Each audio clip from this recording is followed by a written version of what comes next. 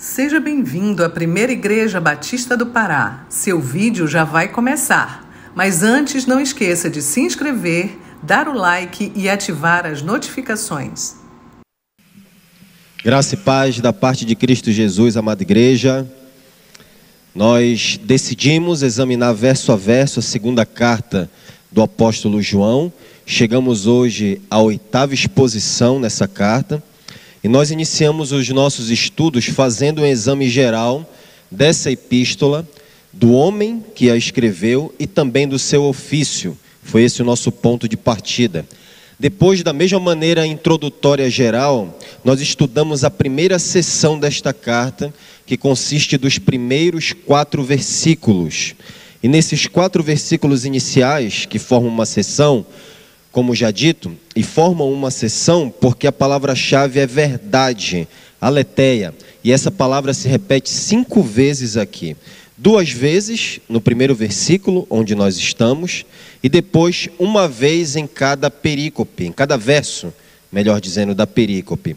Evidentemente, essa ênfase, nós vimos, indica que a verdade é suprema e deve ter o primeiro lugar na vida do crente. Em seguida, nós avançamos um pouco mais e começamos a proceder um estudo pormenorizado do conteúdo do texto. E é importante que nós o façamos porque há o risco sempre de alguns contentarem-se com apenas generalidades e superficialidades da palavra de Deus. Não tem sido essa a grande tragédia ou uma das grandes tragédias da vida dos crentes, das nossas vidas? Nós estamos sob esse risco. Algumas pessoas satisfazem-se apenas com a verdade de modo genérico, superficial, desprovida de maior profundidade, em vez de descer aos detalhes e mergulhar nas profundidades e imensidades da palavra de Deus. E negligenciar isso é um perigo, porque nós não fomos chamados na palavra de Deus a uma analogia já nessa introdução aqui. Satisfaz com a verdade apenas de modo genérico, com a verdade superficial, é como um adulto com equipamento de mergulho completo e todavia satisfeito em ficar apenas na água rasa da margem, enquanto tem um oceano para mergulhar e explorar. E nós somos chamados a fazer isso como cristãos. Era exatamente esse o problema da senhora a quem João escreveu: falta de profundidade na verdade. E ao escrever a ela, João está ensinando que os cristãos foram chamados a uma espécie particular de vida sob a verdade, distinto do estilo de vida do mundo, sem qualquer ligação com a mentira. Não deve haver na vida do crente nenhuma ligação com a mentira, e isso nós temos visto aqui repetidamente sendo enfatizado nesta carta. E a maneira de João demonstrar isso não é simplesmente dizendo de modo genérico à senhora que a verdade é tudo, que ela é a coisa mais importante, que a verdade deve ter o primeiro lugar na vida e que, portanto, ela não deveria abrir a casa para falsos mestres. Não é esse o método de João, meus irmãos. Às vezes, ele não é tão objetivo e direto quanto poderia ser. Ele ensina por repetição, ele fica insistindo nos seus temas, embora sempre traga uma nova aplicação. E no contexto de apostasia em que ele escreveu, seria errado não enfatizar a verdade, seria errado não ser repetitivo. E ele está fazendo o que ele deve fazer, está fazendo o correto aqui. Na realidade, João ensina a supremacia da verdade à maneira de um mestre por excelência. Nesses primeiros 4 versículos, ele correlaciona a verdade com diversos aspectos da vida cristã. A senhora precisa saber que a verdade é a coisa mais importante da vida, porque a verdade preenche todas as coisas. Todos os detalhes da existência cristã devem ser preenchidos pela verdade. Vê-se assim, permita-me considerar uma questão de relevância prática aqui para nós, que não é suficiente sabermos de modo genérico que a verdade é tudo, que ela é a realidade mais importante e primária. Isso é importante, mas não basta apenas termos conhecimento cognitivo a respeito disso. A supremacia da verdade envolve implicações, e o nosso dever enquanto cristãos é considerá-las cuidadosamente. Do contrário, nós não seremos muito diferentes, meus irmãos, daquele tipo de pessoas que dizem, quando perguntadas sobre quem Deus é, na opinião delas, elas respondem o seguinte: para mim, Deus é tudo, né? Sem Ele nós não somos nada. Apenas uma palavra: gratidão. É isso que pessoas superficiais aí fora dizem. E embora digam que Deus é tudo, que Deus é indescritível, a maneira como essas pessoas vivem e evidenciam que Deus, na realidade, a maneira como elas vivem, desculpem-me, evidencia que Deus, na realidade, para elas, não significa nada, absolutamente nada. É um Deus genérico, vago, e essas pessoas lidam com a verdade de modo superficial, sem conexão com a vida. Elas nem sequer mencionam o nome de Jesus. Vão direto a Deus, sem o mediador, sem o evangelho, sem a verdade. E, portanto, elas permanecem na mesma condição miserável em que estão, vivendo na mentira. Então, dado que a verdade é primordial, suprema, preeminente, quais são as implicações disso para a vida cristã? A primeira coisa que nós vimos nos estudos anteriores é que nós somos chamados a discernir a verdade. E em um mundo de mentiras nós devemos discernir todas as coisas, a fim de proteger, guardar, preservar a verdade. E nós vimos que é isso que está por trás da redação desta carta, um chamado ao discernimento. Agora, em prosseguimento, no nosso 8º estudo, a segunda coisa que nós precisamos entender é que nós somos chamados a viver na verdade. Toda a nossa vida como cristãos é vivida, ou pelo menos deveria ser vivida, no ambiente e sob domínio da verdade. A Bíblia ensina claramente que nós fomos tirados do ambiente da mentira e fomos inseridos por Deus no ambiente da verdade em Cristo Jesus. Nós fomos, na linguagem paulina, em Colossenses capítulo 1, versículo 13, libertos do império das trevas e transportados para o reino do Filho do seu amor. Do reino da mentira para o reino da verdade. Agora, portanto, nós estamos, enquanto cristãos, na esfera de existência da verdade.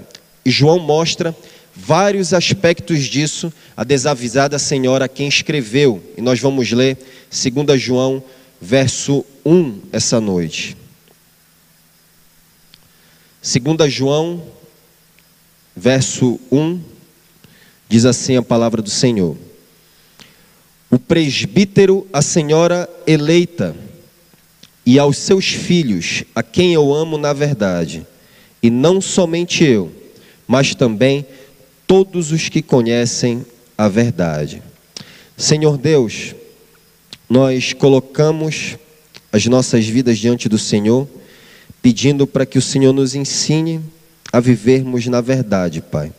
Mostra-nos como nós podemos fazer isso, na maneira como nós estamos procedendo em diversas áreas da nossa vida. Alinha-nos, Pai, com a verdade, alinha-nos com Jesus, em cujo nome nós oramos, amém.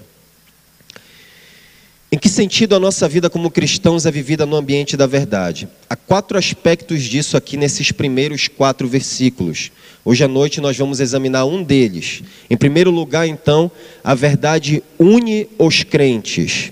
Leia o versículo 1, a parte B é o que nos interessa, nós já passamos pela parte A do versículo 1.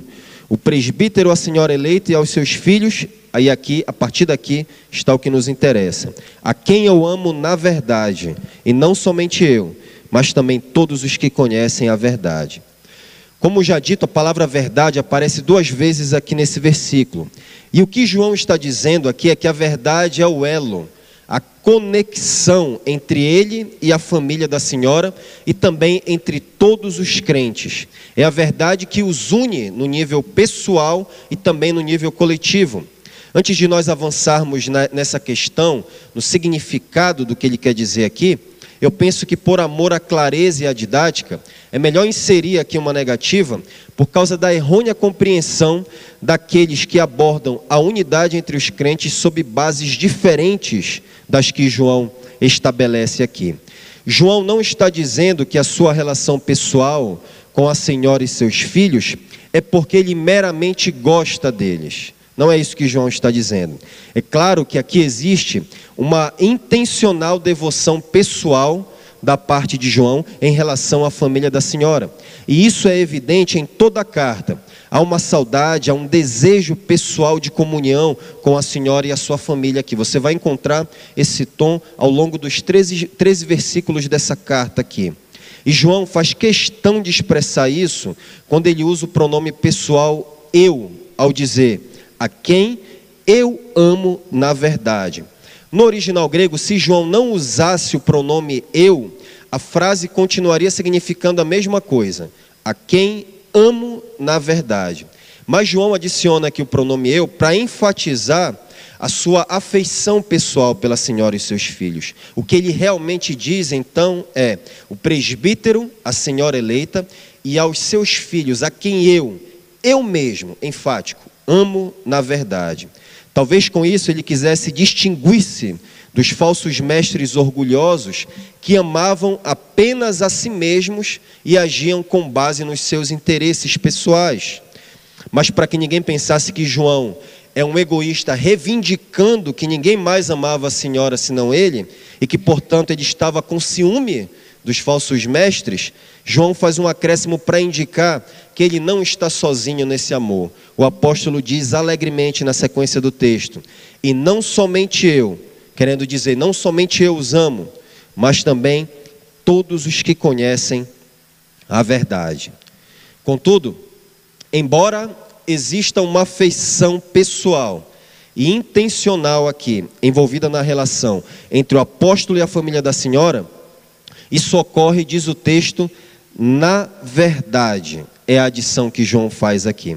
A palavra traduzida aqui como na, é uma preposição grega que significa em, dentro de, é a preposição que João usa aqui. Assim, o que João está dizendo é que ele ama a senhora e seus filhos dentro dos limites da verdade, na esfera da verdade. E a mesma coisa se aplica de João à relação entre todos os crentes. Ele diz, todos os que amam a verdade. A adição da expressão na verdade é vital aqui, meus irmãos. E nós veremos isso em detalhes mais adiante. Estranhamente, a paráfrase Nova Bíblia Viva simplesmente omite a expressão na verdade e assim desconfigura, mutila o sentido do texto. Ouça o primeiro versículo de 2 João, conforme a Nova Bíblia Viva. Primeiro versículo de 2 João diz assim, de João, o velho ancião da igreja, para a Síria, essa estimada mulher, uma das que são verdadeiramente de Deus, e para os seus filhos, a quem tanto amam. E a tradução para por aqui. Como fazem todos os outros da igreja. Percebam que o texto diz apenas a quem tanto amo e nada mais.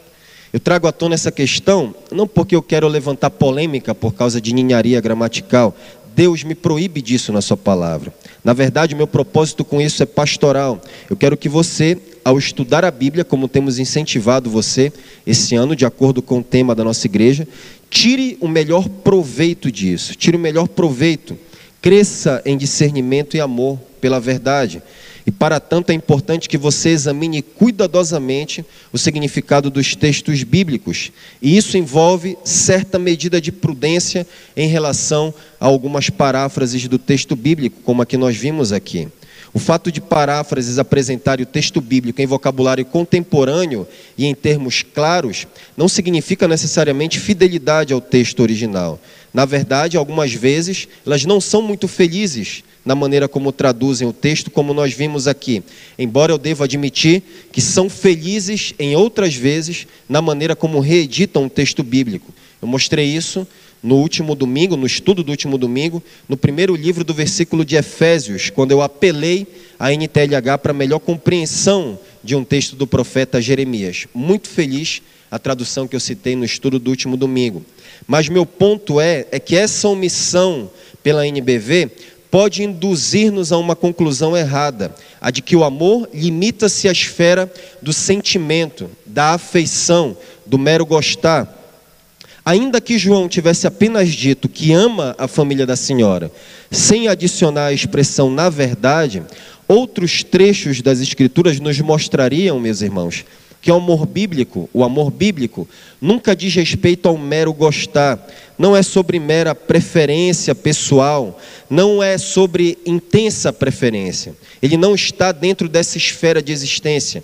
E a dificuldade de muitos crentes consiste em não entender essa distinção entre amar e gostar. São duas coisas completamente distintas, embora haja alguma relação. O gostar é algo meramente natural, físico, instintivo.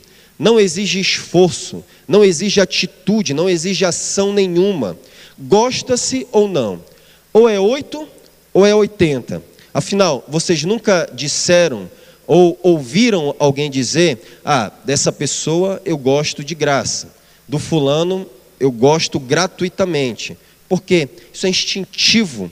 É uma questão de afinidade, de atratividade natural, é algo animal. Você olha para o outro e reconhece nele certas características pessoais, determinadas qualidades que são agradáveis a você, de alguma maneira. E isso naturalmente o une ao outro, por conta dessa afinidade natural. O amor, por outro lado, é algo espiritual, não natural, não instintivo, não exige esforço, exige ação.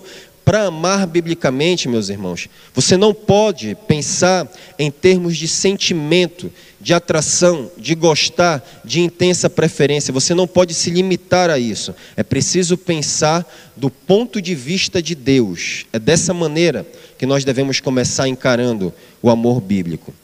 João disse em sua primeira carta, capítulo 1, versículo 8, que Deus é amor. João 1,8 diz: Deus é amor. Pois bem, se Deus é amor, então é Deus quem define o que de fato é amor, e não a nossa opinião, não a opinião humana. Os sentimentos são de Deus, mas eles não são Deus. É importante ter isso em mente. A Bíblia não diz que Deus gostou do mundo, que viu no homem determinadas qualidades naturais atraentes e em razão disso gostou dele, sentiu intensa preferência por ele. Não e não, meus irmãos. Se nós caminharmos por esse lado, nós vamos para muito longe da verdade bíblica. Deus nos amou a despeito da feiura e da falta de atratividade do nosso caráter. Na linguagem de Paulo em Romanos capítulo 5, verso 8, Deus nos amou quando ainda éramos pecadores. Antes de ter qualquer coisa boa em nós, Deus nos amou quando ainda éramos pecadores, Romanos 5,8. Assim, amar envolve sobretudo uma ação, uma escolha de agir para o bem de outrem, independentemente se algo nos agrada ou não, se temos intensa preferência ou não. E isso, meus irmãos, reitero, não é natural, não é próprio das pessoas do mundo, não está no nível instintivo, animal. As pessoas do mundo tratam as pessoas em conformidade com aquilo que elas sentem. As emoções determinam a dinâmica dos seus relacionamentos. Mas os cristãos, queridos, não permitem que a ausência de afinidade natural, de intensa preferência, intrometa-se na maneira bíblica de amar. Então, o amor bíblico não diz respeito simplesmente a gostar. Na realidade, o amor bíblico demanda esforço, não é natural. Ele pede atitude, pede ação, esforço, sacrifício, obediência à palavra de Deus. E o amor, como já dito, só pode ser explicado em conexão com a verdade. Ele nunca age divorciado da verdade. A verdade é a esfera de existência do amor. Verdade e amor são dois lados de uma mesma moeda. O amor e a verdade andam de mãos dadas como um casal inseparável. E nós não temos direito de separá-los. O que Deus uniu, não separe um homem. Olhe 1 Coríntios 13, aquele maravilhoso capítulo da Bíblia sobre o amor. Vá para 1 Coríntios 13.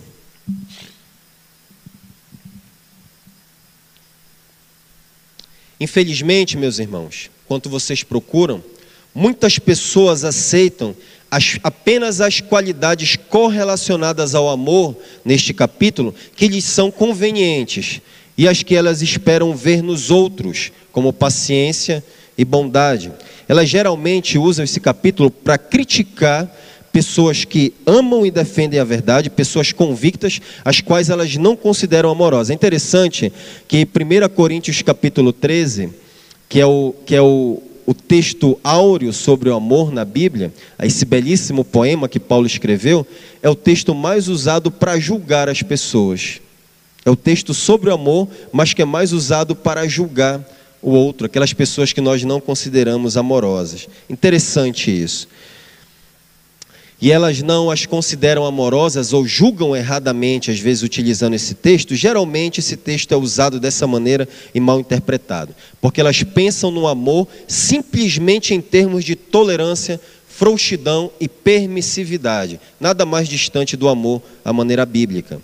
Elas selecionam 2 ou 3 características do amor e dizem: você está vendo o que diz 1 Coríntios 13? O fulano ou ciclano não é amoroso, porque aqui Paulo diz que o amor é paciente, bondoso, tudo suporta. E então concluem: isso é amor. Nisso se resume o amor. Mas como essas pessoas são seletivas e elas aceitam apenas aquilo que lhes interessa na Bíblia, elas ficam cegas para o restante do texto. Lembram da turma do não julgueis, que eu mencionei aqui, num dos sermões? É do mesmo grupo, são irmãos, são amigos, ficam apenas com aquilo que interessa do texto bíblico. Não enxergam o que Paulo também diz sobre o amor, em 1 Coríntios capítulo 13, verso 6. Olha aí na sua Bíblia, 1 Coríntios, verso 6. Eu vou acrescentar aqui o início para ficar mais claro para você.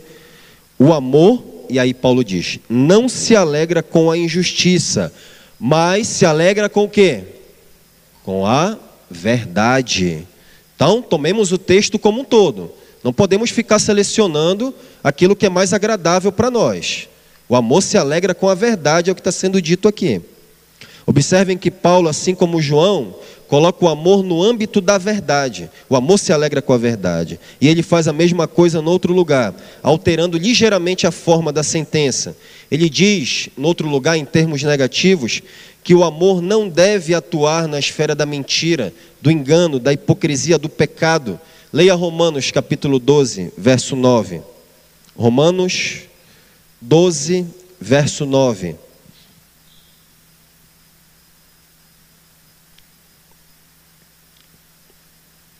Romanos capítulo 12, verso 9 diz assim: o amor seja sem hipocrisia, detestai o mal, apegando-vos ao bem. Então, o amor bíblico está sempre conectado com a verdade. Amor e verdade não são incompatíveis como alguns pensam. Vou mais além e digo que não há amor verdadeiro sem verdade. É a verdade que vincula João à família da senhora, bem como a todos os crentes que conhecem a verdade. Agora, permitam-me inserir novamente aqui outra negativa, a fim de esclarecendo gradualmente o significado do texto. João não está simplesmente dizendo que ama verdadeiramente, sinceramente, que ama de verdade a família da senhora. Sim, isso é certo, ele os ama sinceramente, os ama de verdade, mas ele não está dizendo apenas isso.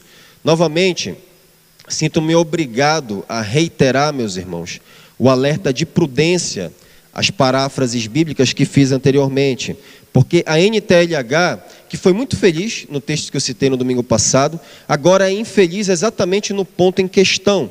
Ouça o primeiro versículo de 2 João, de acordo com a NTLH. Ouça só, se você tem essa versão, você acompanha aí. Do presbítero para a querida senhora e seus filhos, a quem amo de verdade. Note aqui, de verdade e não na verdade. Segundo a NTLH, o que João está dizendo é que ele ama a senhora verdadeiramente, sinceramente, honestamente.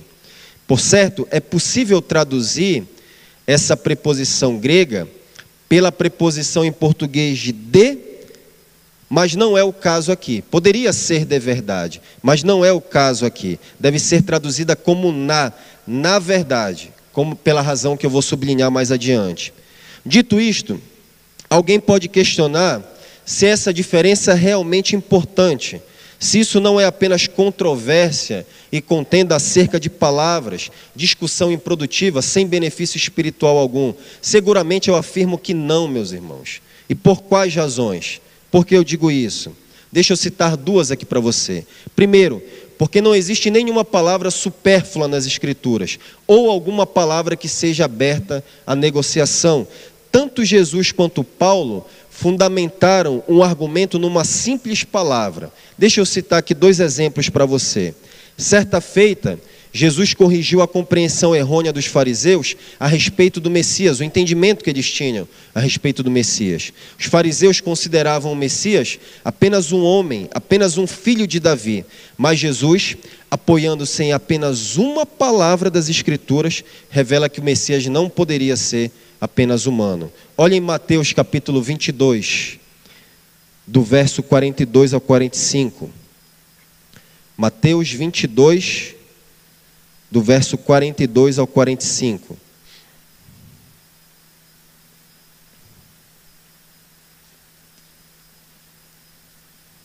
Diz assim, Mateus 22, do 42 ao 45. Que pensais vós do Cristo? De quem é filho? Responderam-lhe eles, respondendo a Jesus no caso. De Davi. Replicou-lhe Jesus. Como, pois, Davi, pelo Espírito, chama-lhe Senhor? Assenta-te à minha direita, até que eu ponha os teus inimigos debaixo dos teus pés. Se Davi, pois, lhe chama Senhor, como ele é seu filho?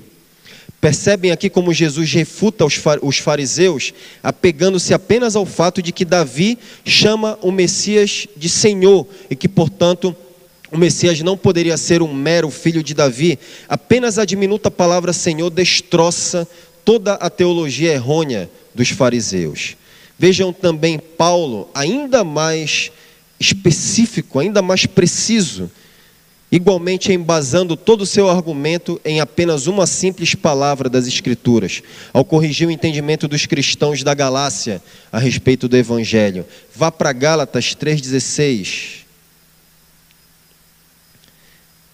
Gálatas capítulo 3, verso 16.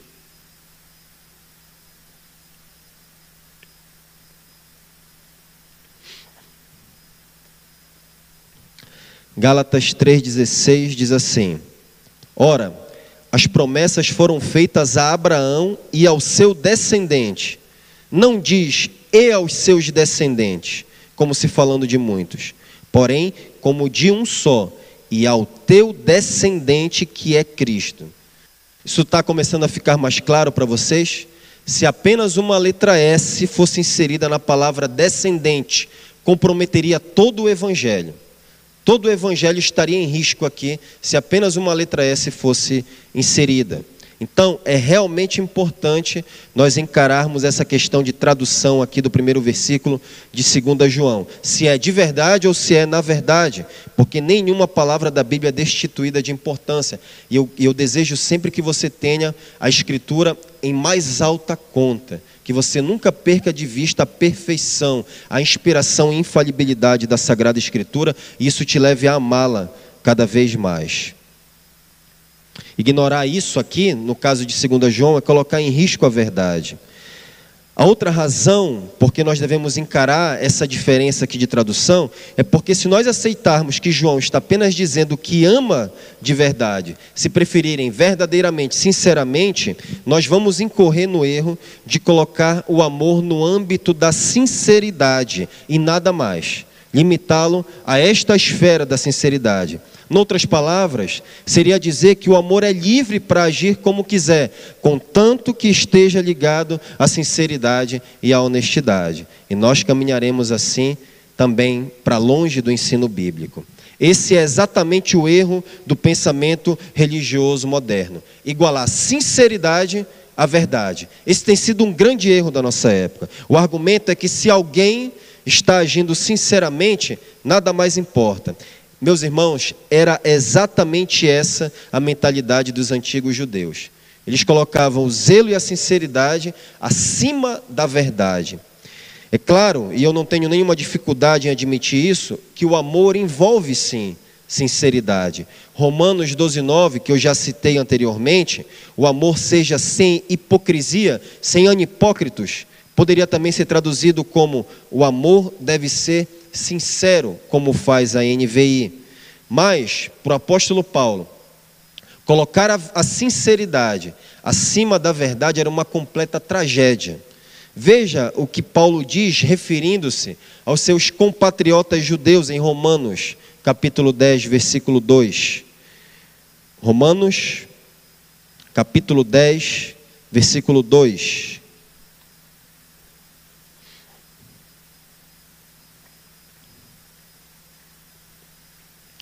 Referindo-se aos seus compatriotas judeus, Paulo diz em Romanos 10, 2: porque lhes dou testemunho de que eles têm zelo por Deus, mas não têm entendimento. Os antigos judeus, meus irmãos, sabemos disso, realmente estavam errados em sua teologia. Jesus deixou isso bem claro com a sua vinda. Mas Paulo admite aqui que eles eram honestos e sinceros em suas crenças. Eles verdadeiramente acreditavam e defendiam com unhas e dentes tradições e ensinamentos humanos derivados da lei de Moisés. Não lhes faltava sinceridade, antes faltava-lhes a verdade completa, a verdade pura, faltava-lhes o evangelho do Senhor Jesus Cristo. Aquela senhora a quem João escreveu provavelmente também estava agindo com sinceridade ao acolher inadvertidamente falsos mestres. Contudo, ela estava redondamente errada e João está escrevendo para corrigi-la. Então, não é suficiente apenas sinceridade. A sinceridade não explica e qualifica o amor do qual João está falando aqui nesta carta. O amor do qual João fala está ligado fundamentalmente à verdade, é governado pela verdade. A expressão que João usa, a quem eu amo na verdade, e aqui nós vamos ver o significado disso, é semelhante à exortação de Paulo a Tito. Olhem por um instante Tito 3,15 e vejam a Escritura interpretando a própria Escritura.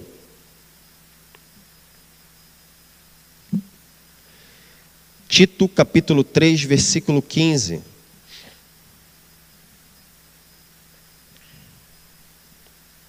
Tito 3,15 diz assim: saudações àqueles que nos amam na fé. A palavra fé aqui não significa o ato de crer em Jesus Cristo, em tudo que Ele diz ser sobre quem Ele é e o que Ele fez por nós. Não é isso que significa aqui. Não diz respeito a um ato humano de fé. Na realidade, nesse contexto, o termo fé corresponde à verdade objetiva do Evangelho. Então Paulo está dizendo a mesma coisa que João. Tito, saúda aqueles que nos amam na verdade, que nos amam no Evangelho, é o que Paulo está dizendo a Tito. No Novo Testamento, o uso da palavra fé, como equivalente a um corpo de verdades finais reveladas objetivamente, é frequente. Nós vemos isso no Novo Testamento. Vejam os 3 ou 4 exemplos disso. Vá para Atos, capítulo 6, verso 7. Atos, capítulo 6, verso 7.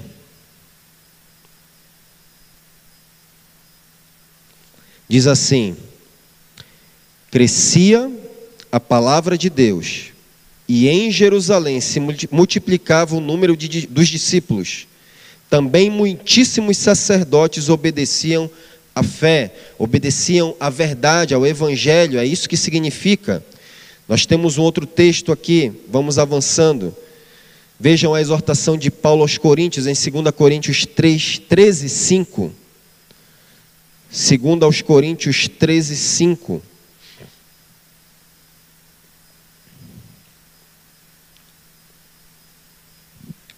Diz assim,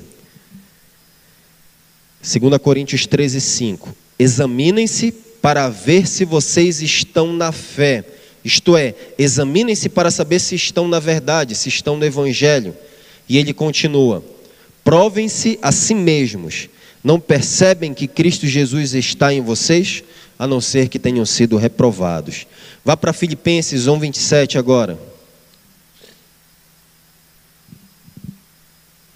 Filipenses 1, 27. Vivei acima de tudo, por modo digno do Evangelho de Cristo, para que, ou indo ver-vos, ou estando ausente, ouça no tocante a vós outros, que estáis firmes em um só espírito, como uma só alma, lutando juntos pela fé evangélica. Ou seja, lutando juntos pelo evangelho, pela verdade. Há ainda um último exemplo aqui que deixa bastante clara a equivalência entre fé e verdade, entre a fé e a verdade. Ao comparar os falsos mestres com Janes e Jambres, opositores antigos de Moisés, Paulo usa fé e verdade como sinônimos, um termo pelo outro, encadeados na mesma conexão, de modo que o primeiro explica o segundo. 2 Timóteo 3,8. Confira aí, 2 Timóteo, capítulo 3, verso 8.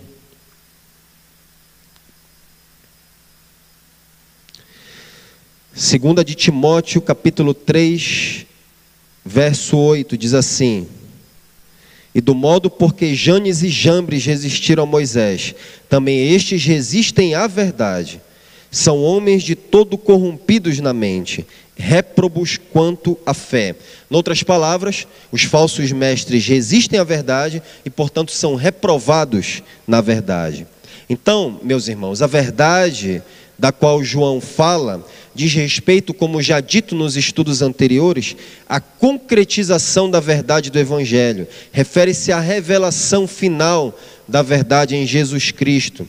Assim, o que une João, a família da senhora, e igualmente todos os crentes, é um conhecimento e crença comuns na verdade do Evangelho, e não a sinceridade ou uma atratividade natural. Eles estão ligados por um corpo de verdades, por um corpo de doutrinas reveladas. Em outras palavras, os crentes estão ligados por uma crença comum a respeito de Deus como soberano e poderoso Criador do universo. O Deus triuno, Pai, Filho e Espírito, estão ligados por uma crença na verdade do homem como pecador, culpado e corrompido em Adão, e portanto afastado, separado da glória de Deus, desesperadamente necessitado de salvação e incapaz de salvar-se a si mesmo. Uma crença comum em Cristo como Deus encarnado, verdadeiramente Deus, verdadeiramente homem, nascido sob a lei, que viveu uma vida sem pecado, que morreu uma morte substitutiva na cruz do Calvário, para propiciar a ira de Deus e cancelar os nossos pecados, que ressuscitou 3 dias depois de morto, uma ressurreição física e literal, e que 40 dias depois ascendeu aos céus, de onde intercede por nós, e voltará em dia e hora determinados pelo Pai, para julgar vivos e mortos, e finalmente estabelecer novos céus e nova terra, onde habita a justiça, bem como lançar no inferno ímpios e demônios, para ambos agonizarem eternamente sob a ira de Deus. E em razão disso, todas as pessoas de todas as culturas e épocas são chamadas ao arrependimento de pecados e fé no Senhor Jesus Cristo, o Filho eterno de Deus, porque não há salvação em nenhum outro nome. A salvação pertence ao Senhor, somente em Cristo a salvação.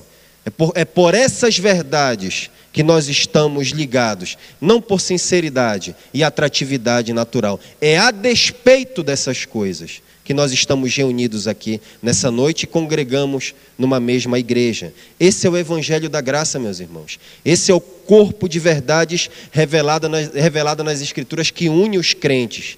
E se alguém, embora levantando a bandeira de Jesus e falando dele por aí, não acredita nisso, nem se separa do pecado e da mentira, não é cristão. Digo com convicção, sem titubear, não é cristão. Lamento, mas é a verdade. É o que a palavra de Deus nos apresenta. Você precisa colocar sua confiança em alguém, em Cristo, na verdade revelada sobre Cristo. Não é fideísmo, nós não damos um salto no escuro, como disseram os filósofos no passado. Nós damos um salto para Jesus, nos agarramos em Cristo e Ele nos segura, e ninguém jamais pode nos condenar. É por essa razão que nós estamos ligados. Por isso nós não devemos aceitar esse tipo de pessoas em nossa comunhão e recebê-los como crentes. O apóstolo Paulo diz em 1 Coríntios 16, 22 o seguinte: se alguém não ama o Senhor, seja amaldiçoado. Vem, Senhor. Apenas a verdade, então, meus irmãos. E tão somente a verdade nos une. Foi a verdade que uniu João à Senhora. João tinha dito, em sua primeira carta, que o amor entre os crentes é fruto de um compromisso comum com a verdade. Nesse sentido, então, a verdade ela precede o amor. Vá para 1 João, capítulo 5, verso 1. 1 João, capítulo 5, versículo 1.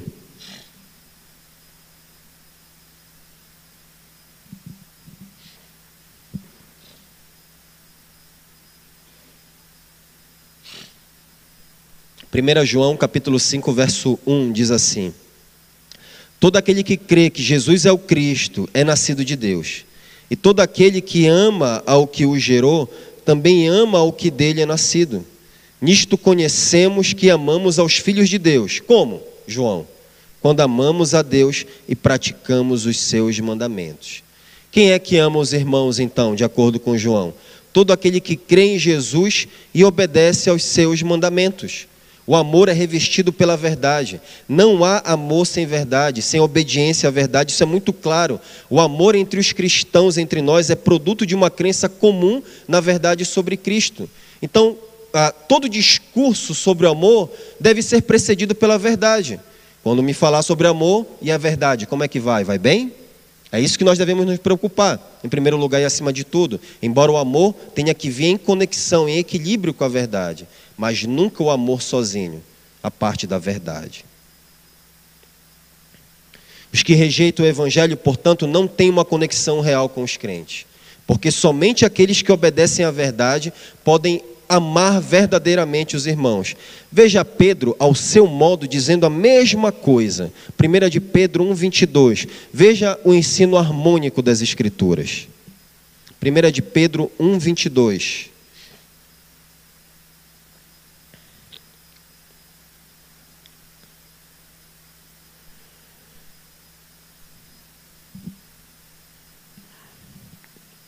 Primeira de Pedro, capítulo 1, versículo 22, diz assim: agora que vocês purificaram as suas vidas pela obediência à verdade, visando ao amor fraternal, amem sinceramente uns aos outros de todo o coração. Em outras palavras, meus irmãos, Pedro está dizendo aqui, agora que vocês estão dentro da esfera da verdade, agora sim, amem-se sinceramente, honestamente, de coração, os seus irmãos. Verdade acima e antes da sinceridade. É isso, meus irmãos, que diferencia a comunhão dos crentes com o ajuntamento dos católicos, dos mormons, dos testemunhas de Jeová, dos espíritas, dos ubandistas, dos liberais, dos muçulmanos, dos budistas e das seitas em geral. Embora eles apregoem o amor e alguns deles sejam realmente sinceros e honestos em suas crenças, eles não estão conectados pela verdade do Evangelho. Eles nada têm a ver com o Evangelho. Eles têm apenas uma ligação superficial. Estão reunidos superficialmente. Não compartilham da vida comum daqueles que obedecem à verdade. E por isso não sabem o que é o amor verdadeiro. O amor que se alegra com a verdade. Eles não conhecem o amor porque não são salvos. Não conhecem nem a verdade e nem o amor.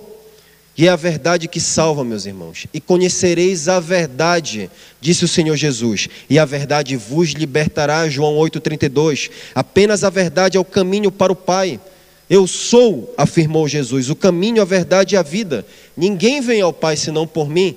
Ele disse lá em João 14,6. Experiência não salva. Sinceridade não salva, é apenas a crença na verdade que salva. Na Bíblia, muitas pessoas tiveram experiências com Deus, e até mesmo com o Espírito Santo, como Saul. E outras foram extremamente sinceras em suas crenças, como os fariseus, e todavia não abraçaram a verdade. Portanto, não foram salvas, estão infelizmente no inferno. O inferno está cheio de pessoas que amaram sincera e honestamente a mentira. Tem várias pessoas sinceras no inferno que não abraçaram a verdade. Por isso, nós devemos, assim como João, elevar a verdade ao primeiro lugar e, acima de todas as coisas, sentir o peso dela, enfatizá-la, a definirmos, sermos precisos, corretos, exatos, tanto quanto possível. Porque isso é fundamental para a salvação e combate da mentira, da apostasia, do pecado, nas nossas vidas, na igreja, na dos nossos irmãos. É fundamental para amar, conhecer a verdade.